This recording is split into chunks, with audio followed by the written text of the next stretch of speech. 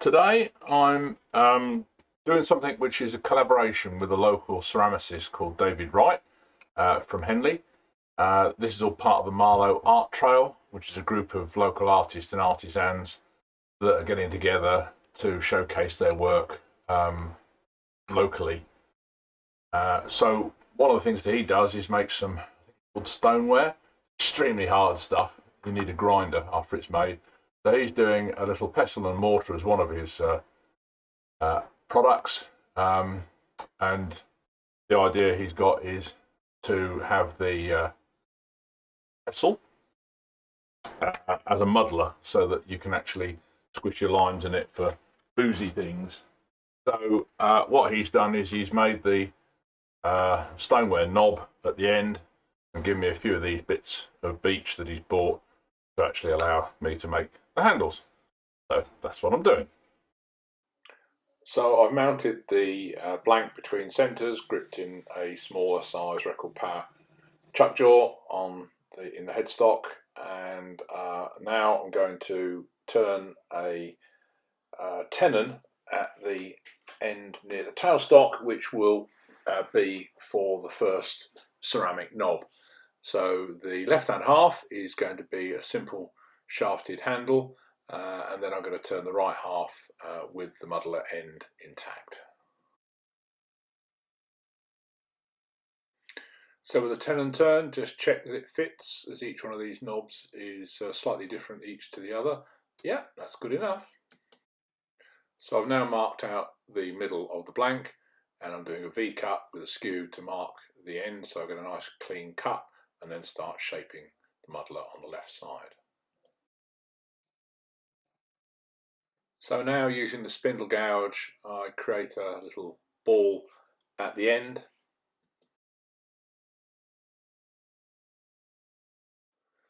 Another couple of V-cuts to define the limit of the ball. A little bit more shaping, but before I go too far, I want to remove the bulk of the material on the body with the spindle gouge and the skew.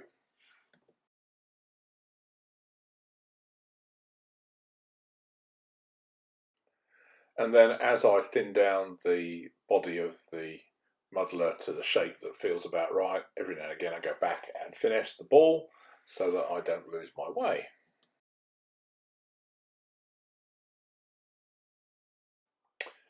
And then a bit of embellishment, some little V grooves with the skew, and then a bit of marking with the burn wire.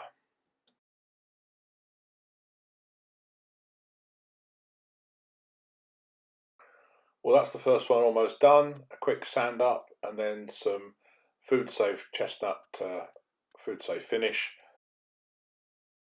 before I part it off and glue on the head.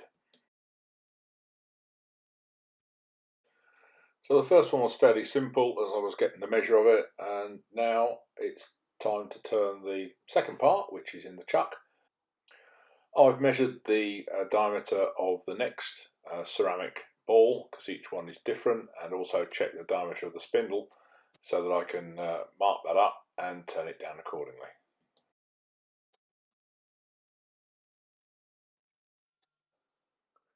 Yeah, that one fits, that's good.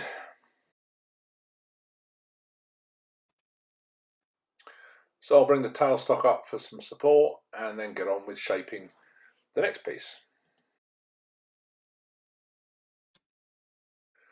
So I'm just using the round bar skew and going to make it so there's a little detail in the middle, a little sort of bead, which will have a bit of embellishment on it just to make it a bit fancier.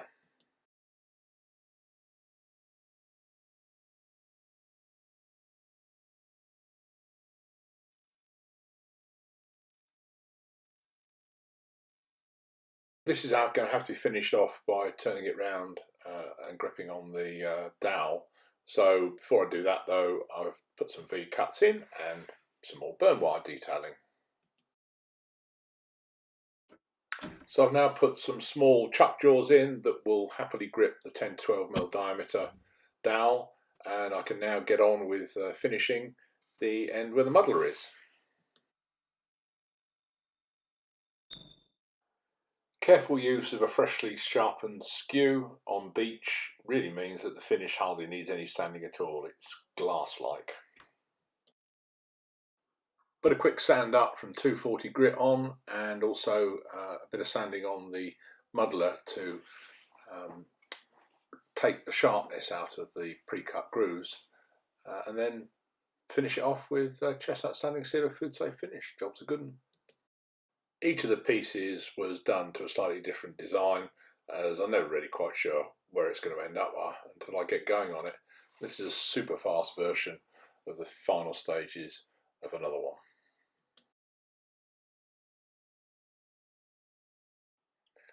So there's some of the finished items, different shapes, different sizes, different finishes, all individual. Nice design, David. Hope they sell well.